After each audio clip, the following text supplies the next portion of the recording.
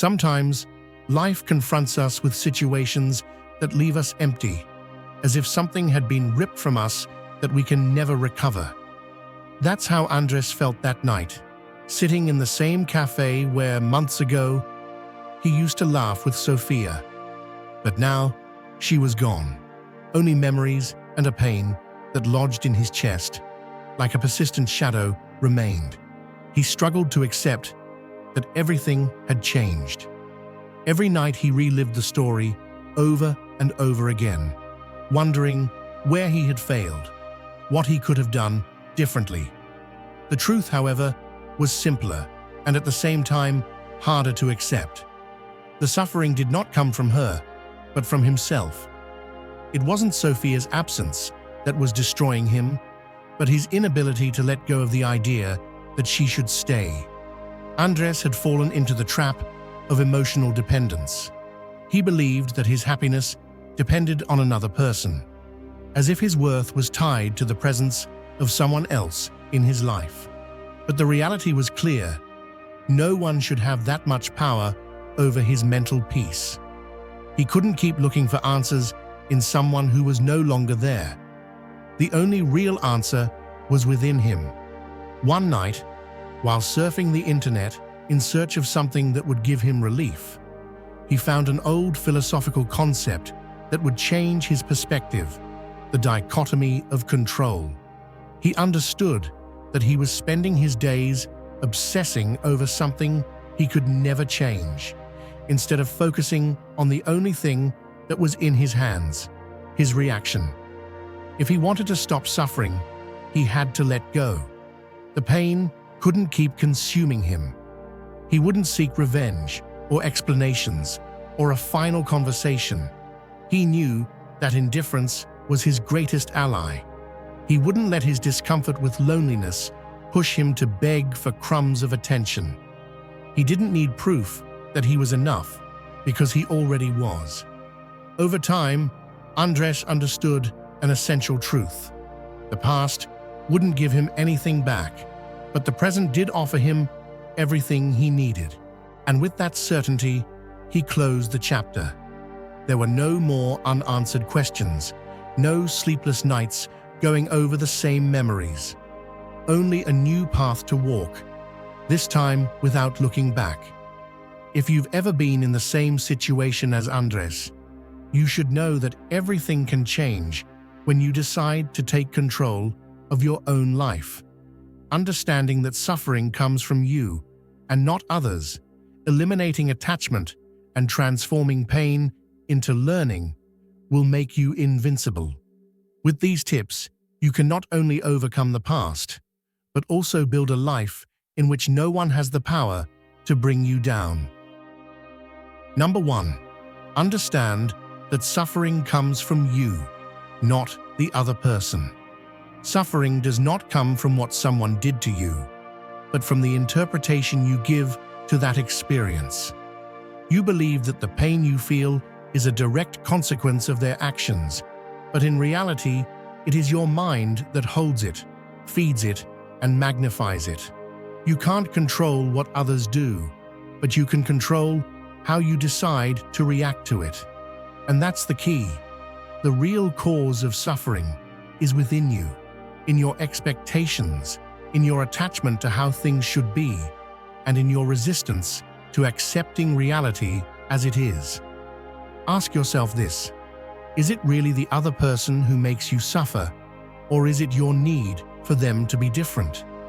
Disappointment comes from expecting something that was never guaranteed. If someone betrayed you, hurt you, or walked away, why do you keep allowing them to have power over your emotional state? It's not their presence or absence that destroys you, but the meaning you give it. The Stoics had it clear. We are not affected by what happens to us, but by what we think about what happens to us. If you adopt this mindset, you'll realize that control has always been in your hands. It's not about ignoring the pain, but understanding it, seeing it for what it really is, a reflection of your beliefs and your attachment to a story that you have built yourself. Think about this. Two people can live the same situation, but react in completely opposite ways. One can sink into despair, while the other uses it as a drive to grow. What's the difference? The interpretation. If suffering were an inevitable consequence of what others do, everyone would react the same to the same pain. But it's not like that. And that means there is another option. The option to let go. The option to observe your pain without clinging to it. Stop asking yourself, why did they do this to me? And start asking, why does it affect me so much? The difference between a wound that heals and one that gets infected is not the blow, but how you take care of it.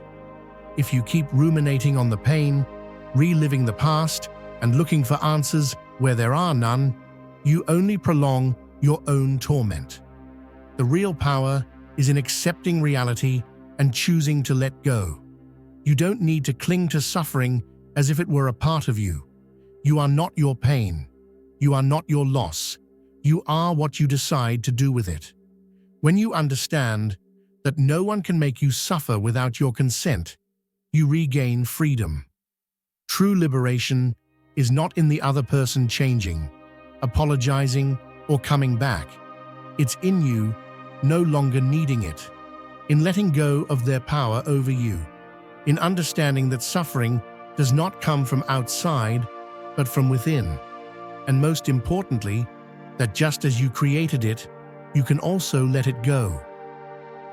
Number 2, break free from emotional dependency and develop self-sufficiency. There is no worse prison than emotional dependency. Believing that you need someone to feel complete is to unknowingly hand over your power. You cling to a person because you believe that without them, you cannot be happy, that without their presence, validation, or love, your life lacks meaning. But that is a dangerous illusion, a trap that weakens your mind and your ability to be self-sufficient. Emotional dependency is a silent poison.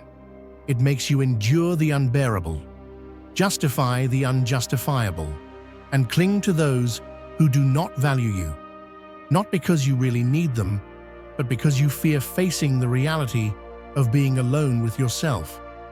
And here is the uncomfortable truth. If you cannot be okay alone, you will never be okay with anyone. The problem is not the other person.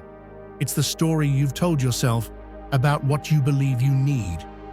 If someone left you, if you feel a void due to their absence, it's not because that person was indispensable in your life. It's because you convinced yourself that they were.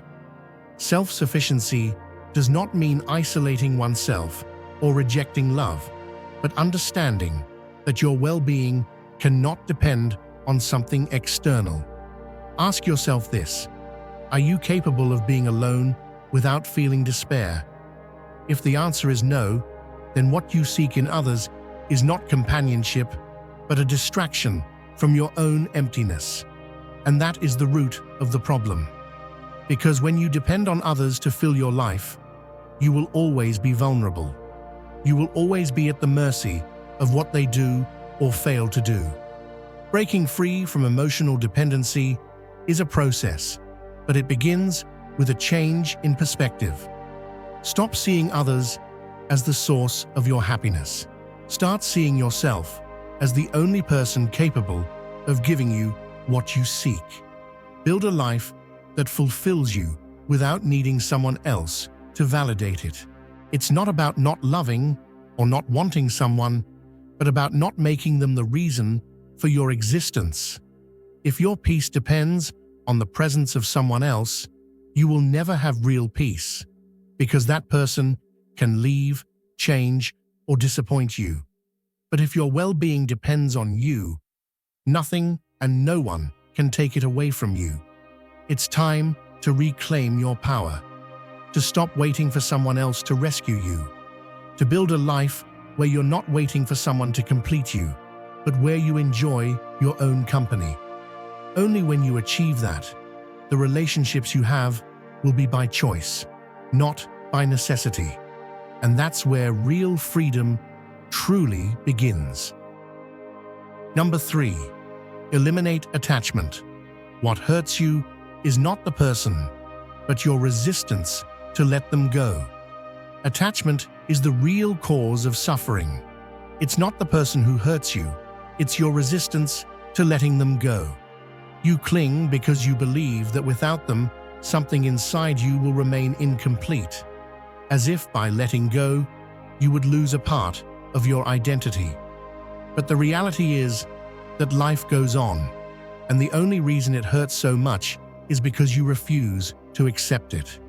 When you lose someone, be it through a breakup, a betrayal, or simply because the bond wore thin, the initial pain is inevitable. But what prolongs it is not the loss itself, but the internal struggle of not wanting to let go. You repeat to yourself over and over what could have been.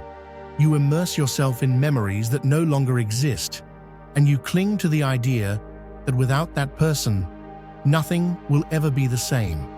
And maybe it won't be, but that doesn't mean it can't be better. Attachment is not love. Love flows, attachment retains. Love accepts, attachment clings. And as long as you keep clinging to something that is no longer there, you keep choosing to suffer. The problem is that you identify with what you lost, as if that relationship or that person defined who you are. But you are not your past. You are not the memories. You are not the story you have told yourself. You are what you decide to do now with everything you have lived. Ask yourself, do you really miss that person, or do you miss the version of you that you were when you were with them? Most of the time, it's not the other person you miss, but the security, the companionship, or the validation you felt. But if you need someone else to feel complete, then the problem is not the loss, but the lack of your own identity. Letting go does not mean forgetting or erasing what has been lived.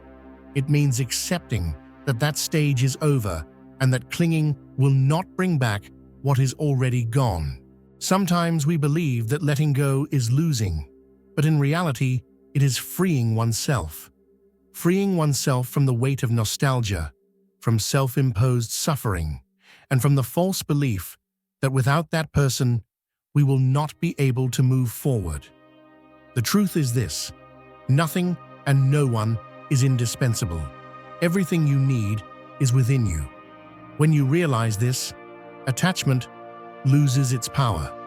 Not because it doesn't hurt, but because you understand that pain is not a signal that something is wrong, but that you are in the process of growth.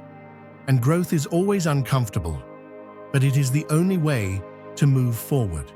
So stop resisting, let go, accept, and you will see how the weight disappears.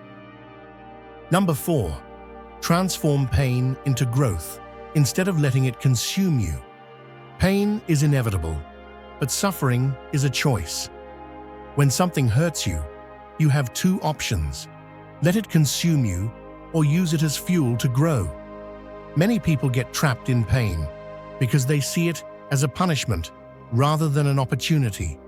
They lament, look for culprits, immerse themselves in self-pity, and allow the past to define them. But pain, if used correctly, is a tool that can make you stronger than you ever imagined. Think about this. Anyone who has achieved something great in their life has gone through moments of suffering. It wasn't the obstacles that stopped them, but their way of facing them. They didn't run from the pain, they faced it and transformed it. Because pain is not the end of the road, it's the starting point. When something breaks you, the first reaction is to want to escape. You look for distractions, you drown in negative thoughts, or you try to suppress what you feel. But ignoring the pain doesn't make it disappear. It only accumulates until it becomes an unbearable burden. Instead of running away, ask yourself, what can I learn from this? In every wound, there is a lesson. In every failure, there is an opportunity. In every loss, there is a new version of you waiting to be discovered. Look back. Think about times when you thought you couldn't go on, in situations that seemed unbearable. Yet, here you are. You survived, you moved forward, you learned. Each scar you carry is proof that you are stronger than you thought. If you managed to overcome pain before, what makes you think this time will be different? The only difference between those who sink and those who rise is the way they interpret pain. It's not easy, but it's necessary. Transforming pain into growth means to stop seeing it as a condemnation and start seeing it as a lesson. It's accepting that what happened can't be changed, but what you do with it can. It's making the decision not to stay in the same place, not to be a victim of circumstances, but a creator of your own story. Life doesn't ask you if you want to suffer, but it does give you the opportunity to choose what you will do with that suffering. You can get stuck in sadness, or you can use it as the fire that forges your character. Only you decide if pain will be an anchor that holds you back or a ladder that lifts you up. Number 5, don't seek revenge or validation. The best response is indifference. When someone betrays you, hurts you, or belittles you, the natural reaction is to want to prove them wrong. You seek validation in their remorse, in making them see what they lost, in showing them that without you, they are nothing. Or worse yet, you desire revenge. You believe that if they suffer as you suffered, you will feel relief. But here is the truth few want to accept. The best response is not to attack, not to prove anything, not to try to change their perception. It's indifference. There is no worse punishment for someone who wanted to hurt you than your total detachment. If you seek revenge, you remain tied to that person. If you seek validation, you give them the power to decide how much you're worth. As long as you keep waiting for them to acknowledge their mistake, you remain in the same emotional prison they imposed on you. On the other hand, when you become indifferent, you take away all their control. Indifference does not mean repression. It's not about pretending it doesn't hurt or denying what happened. It's about understanding that your energy is too valuable to waste on someone who no longer deserves space in your life. You don't need to prove anything. You don't need to show them that you're moving on. You just do it. You go your own way without looking back. Think about this. When you react with anger, pain, or revenge, you continue to feed the bond.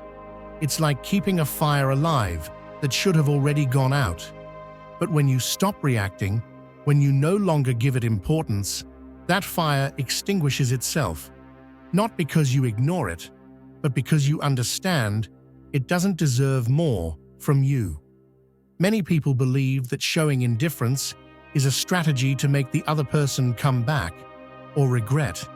But if you do it with that intention, it's not true indifference, it's disguised manipulation.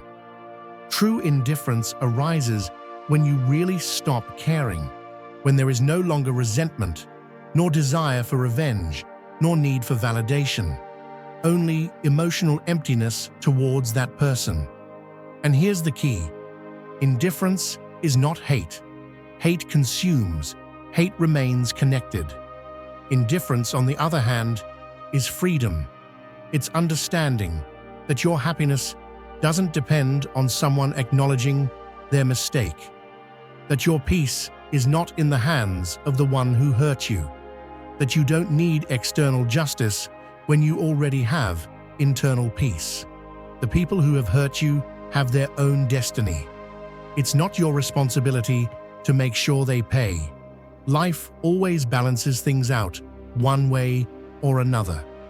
But your focus should not be on waiting for that moment, but on ensuring that your energy is not contaminated with resentment. Indifference is not weakness, it's power. It's showing that nothing they do can take you out of your center. And at that point, you win. Number 6. Face the discomfort of being alone and turn it into your strength. Loneliness is one of the greatest fears of human beings. We have been taught to see it as a punishment, as a sign of failure, or that something is wrong with us. But in reality, loneliness is not the problem. The problem is how you interpret it. Most people are not afraid of being alone, but of facing what they will discover in that silence. And that is precisely the key. If loneliness bothers you, it's because you still have unresolved issues with yourself. When you depend on the presence of others to feel good, you become a prisoner of their company. You do anything to avoid being alone with your thoughts. You surround yourself with distractions. You seek external validation, or even cling to relationships that bring you nothing just to fill an internal void. But what you ignore is that this void is not filled with others. It is filled with self-knowledge, with internal work, and with the ability to enjoy your own presence. Look at the strongest and most confident people. What do they have in common? They are not afraid to be alone. They do not desperately seek company, nor do they feel empty when no one is around. They have learned that loneliness is fertile ground for growth, for self-discovery, for finding answers that the outside noise will never give them. The discomfort you feel when you are alone is not an enemy, it is a message. It is telling you that there are parts of you that you have not yet explored, wounds that you have not yet healed, emotions that you have not yet processed. And instead of running away from that feeling, you should confront it. The only way to stop fearing loneliness is to immerse yourself in it until it becomes natural. Think about this. The person you will spend the rest of your life with is yourself. So, why not make that relationship the strongest and most stable you have? If you learn to enjoy your own company, you will never depend on anyone to feel good. You will be able to choose who to share your life with without need, without lack, without fear. Being alone gives you clarity. It allows you to hear what you really want, without external influences. It helps you identify which people add value and which ones are only there for convenience.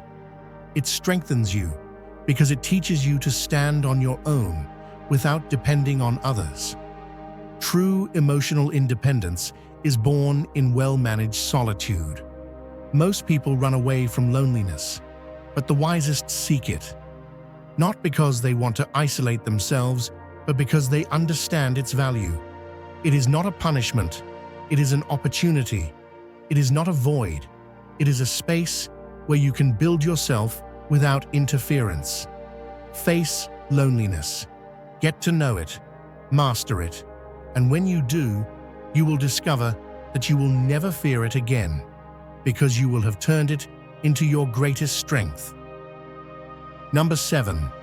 If someone has hurt you, their punishment is living with their own mediocrity. You don't need to do anything. When someone hurts you, it's normal to feel the need for them to pay for it. You seek justice. You hope that life will repay them the harm, or that, at least, they realize what they did.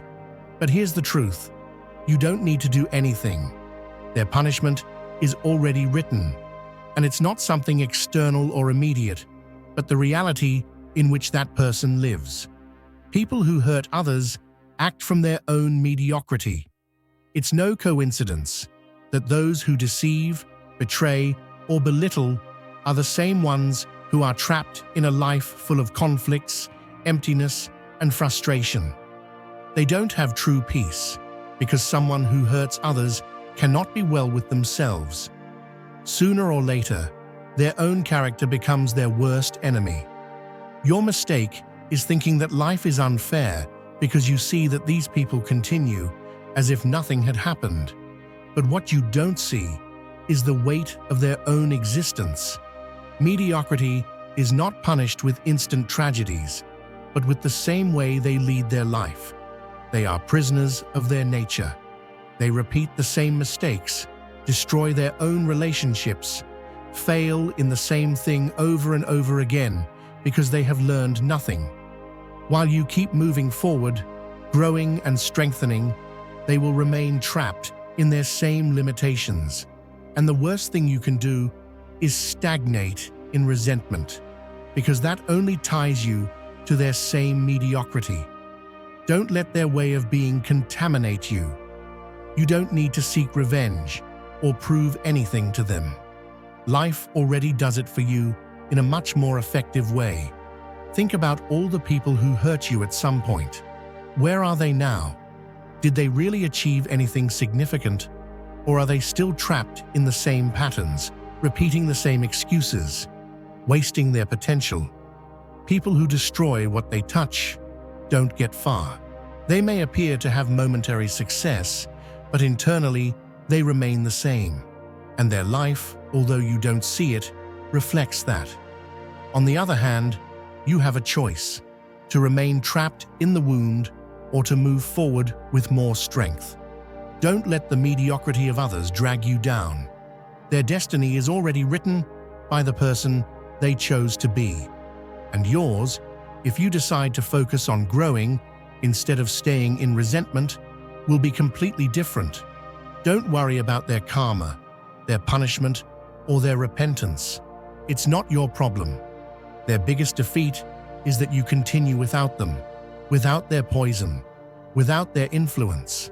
And when you really understand this, you will be free, not because the damage didn't exist, but because you decided it's not worth carrying it.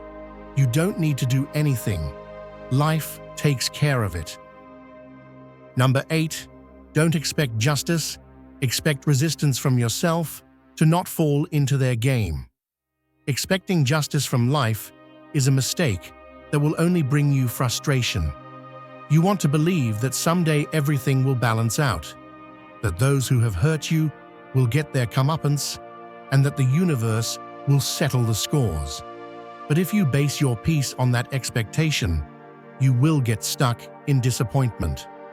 True strength is not in waiting for external justice to do its job, but in developing resistance so that nothing can knock you down. The world doesn't work like a fairy tale. There is not always an ending where the villain pays for their mistakes and the righteous is rewarded. There are people who harm and move on, people who manipulate without receiving punishment, people who get away with it. But that doesn't mean you should spend your energy waiting for their downfall. The question is not whether justice will come, but whether you will be strong enough for its impact on your life to be irrelevant. If you focus on expecting justice, you remain tied to the damage. You keep giving power to the person who hurt you. You keep ruminating on the past, and you keep allowing it to influence your present. But if instead you work on your emotional resistance, if you decide that nothing they do can knock you off your center, then you have already won. Because what those who hurt you really want is to see you affected, to see you react, to see you caught in their game. Resistance does not mean insensitivity, it means control. It's understanding that you can recognize the harm without letting it destroy you, that you can remember what happened without it still having power over you, that you can move on without needing the other person to pay for what they did. Because the greatest justice is not their punishment, but your indifference. Think about this. What do you prefer? That the person who hurt you suffers a punishment, or that their presence in your life is so insignificant that you don't even think about it? Most people seek justice because they believe it will bring closure. But the truth is that the real closure is created by you when you decide to let go. Resistance is not falling for provocations. It's not letting bitterness sour you. It's not allowing past harm to define your future. Revenge doesn't make you stronger. It only chains you more to the pain. True strength lies in moving forward with the certainty that your peace does not depend on what happens with the other person, but on what you build within yourself. Don't expect justice. Don't depend on life to balance things out for you. Expect resistance from yourself. Expect the ability to move forward without looking back. Because when it no longer affects you, when you no longer care, that's when you've truly won. Number 9, you're stronger than you think. You just need to remember it. Most people feel weaker than they actually are. They convince themselves that they can't overcome certain things, that the pain is too much, that they don't have the ability to keep going. But that's just an illusion, a story you've told yourself so many times that you've ended up believing it. The reality is this: you're stronger than you think, and the only thing that separates you from that strength is your ability to remember it. Think about everything you've overcome, moments when you thought you couldn't go on, situations that seemed impossible, losses that made you feel empty. But here you are, you're still standing. And not only that, but each of those experiences has made you more resilient, wiser, and better prepared for whatever comes next. The problem isn't a lack of strength, it's forgetfulness. You forget what you're capable of enduring. You forget that pain isn't permanent. You forget that you've already weathered storms and come out of them. You let fear and doubt blind you, when in reality, the greatest proof of your strength is in your own story. When you feel like you can't go on, when the weight of life seems unbearable, stop for a moment, breathe, and remember. Remember who you are.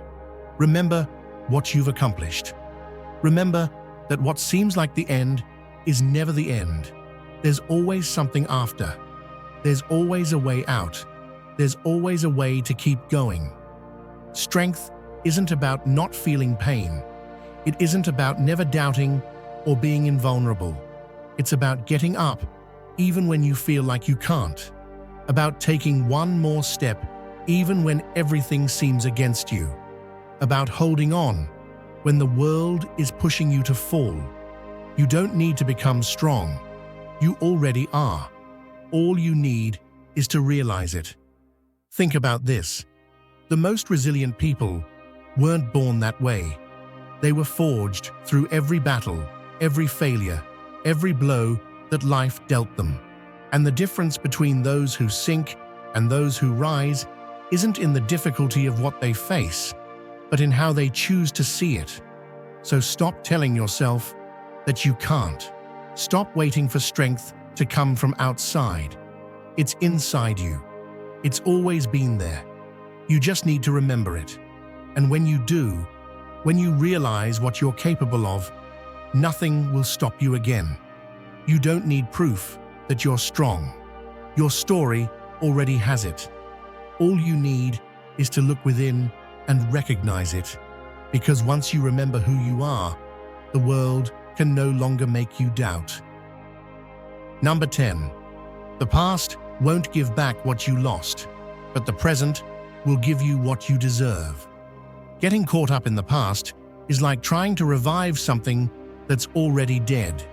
You keep going over it, looking for meaning, waiting for answers that will never come. But the truth is simple. The past won't give back what you lost. No matter how much you think about it, how much you regret it, or how much you desire it, nothing you do will change what has already happened. What you can change is your present. Instead of constantly looking back, cling to what you have now. Because if you remain stuck in what was, you're missing out on what could be. The present is the only real thing. And if you waste it on nostalgia, regret, or guilt, you're giving up your only chance to build something better. People get stuck because they believe that everything they needed was in the past. A relationship, an opportunity, a moment when they felt fulfilled. But what they don't see is that they idealize what has already passed. They remember it without its flaws, without its shadows. And as long as they cling to that image, they will never be able to move forward. The present won't give back what you lost, but it does offer something better, the possibility of getting what you truly deserve. But for that, you have to let go. You have to stop waiting for things to be as they were and start building something new, something real, something that makes you grow.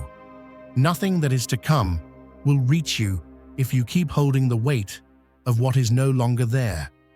Let go. Free yourself from the story you've told yourself. Stop asking yourself, what if it had been different? It wasn't different, and that's okay. You don't need it to have been, because you still have the present to write a new chapter. Time doesn't wait. Life goes on with or without you. And if you choose to stay stuck in what you lost, you'll do nothing more than lose the moment you have now. Don't look back. Don't expect the past to change. Focus on the only thing that really matters, what you're building today. Thank you for staying until the end of the video. If you watched the whole thing, comment "I am Stoic" as our secret signal to know that you're a true student of Stoicism. Don't forget to subscribe and give the video a like if you enjoyed it.